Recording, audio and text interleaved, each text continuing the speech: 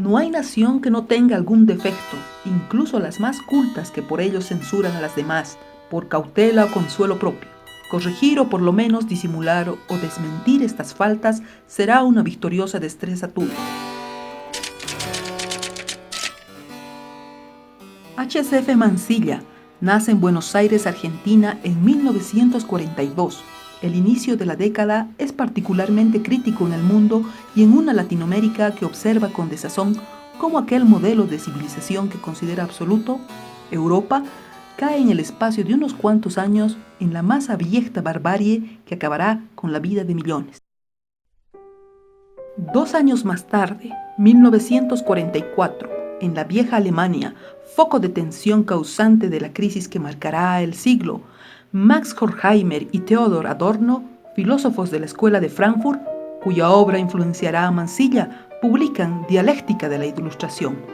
Signo de la catástrofe, ambos pensadores se verán forzados a buscar refugio en el continente americano, donde Mansilla acaba de nacer. Dicha obra, que marcará el pensamiento político occidental, trata de entender la terrible realidad que vive el Occidente. Su conclusión: la Ilustración ha fallado. Para sociedades como la boliviana, fundadas formalmente bajo ese armazón teórico, la Ilustración, esta posibilidad es desestabilizadora. Años más tarde, Mansilla estudiará desde la teoría crítica la experiencia latinoamericana a ese respecto. En los años 50, el joven Mansilla es testigo de la violencia que ejerce en Bolivia y en Argentina respectivamente la emergencia del populismo político y su inevitable autoritarismo. Esta experiencia marcará el escepticismo del autor frente a ideologías autoritarias como el nacionalismo, el fascismo o el socialismo. Alemania en 1968 y en particular la ciudad de Berlín es el centro de la ruptura dialéctica e histórica que desde el fin de la Segunda Guerra Mundial dividía al mundo.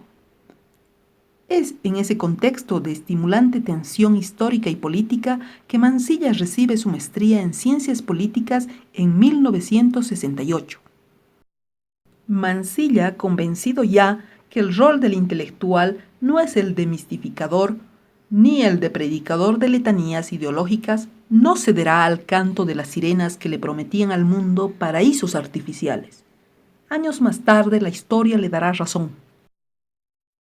En 1973, año en el que el mundo industrializado conoce una de las mayores crisis económicas, la crisis del petróleo, que tendrá un impacto geopolítico global y pondrá en tela de juicio la viabilidad de los modelos de desarrollo establecidos, ese mismo año, Mansilla recibe su doctorado en filosofía de la Universidad Libre de Berlín. A lo largo de su carrera intelectual y mucho antes de que la ecología se convierta en un fetiche ideológico, Mansilla, con la lucidez del investigador basado en evidencia empírica, nos dice en un trabajo de 1987: la explotación de recursos agrícolas y forestales para el beneficio inmediato impide una visión global de la problemática ecológica. Devastar la selva tropical conlleva la destrucción de una de las fuentes esenciales para reproducir el oxígeno atmosférico y rebasa los límites nacionales y la perspectiva de una sola generación. Una contribución mayor de Mansilla al pensamiento político es la de haber trazado la genealogía del autoritarismo, mal social atávico en Latinoamérica, analizado en profundidad en varias de sus obras, Tradición autoritaria y modernización imitativa, y en el carácter conservador de la nación boliviana. Verdadero pensador latinoamericano, por ende universal, a la imagen de Octavio Paz y de Jorge Luis Borges en literatura, Mansilla abarca en lo académico un extenso marco conceptual y teórico. Así, por ejemplo, Mansilla ha estudiado la obra de Siri Said Berlin, autor poco conocido en el mundo académico de la Europa continental, o la de Joseph Ratzinger, cuya obra no tiene el eco que merece en el mundo anglosajón. Del mismo modo, su trabajo ha rescatado la obra de pensadores bolivianos como Alcides Arguedas, Enrique Finot, Gabriel René Moreno o Manuel Enrique Paredes, cuyos aportes pertenecen al patrimonio teórico latinoamericano y a quienes la moda intelectual del día tiende a condenar el olvido. Y en este violento siglo XXI, el estudio que Mansilla hace de la exacerbada tensión entre lo universal y lo particular es probablemente una de las más lúcidas expresiones teóricas para comprender los conflictos étnicos culturales que afectan el mundo.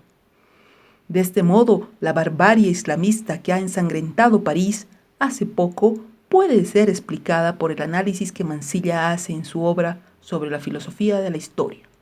La legítima aspiración de afirmar la propia identidad sociocultural puede, sin embargo, transformarse rápidamente en una tendencia xenófoba, racista, agresiva, demagógica y claramente irracional, que a la postre pretende la aniquilación del otro y de los otros. Hombre de letras que conoce las limitaciones en el tiempo del pensamiento científico, Mansilla nos ha prodigado, además del medio centenar de libros y la infinidad de ensayos publicados en revistas especializadas en los 5 continentes, 4 novelas en las que el científico se aproxima al espíritu absoluto del arte. Por todo ello, en una marca de lucidez científica que enaltece a la universidad pública y da fe de su carácter autónomo, la de honrar a uno de los más preclaros intelectuales y filósofos políticos contemporáneos, tanto más cuando que éste es conocido por su carácter reacio a todo espíritu de partido y a la facilidad de las modas intelectuales, rasgos que a menudo suelen condenar a beber la cicuta del olvido.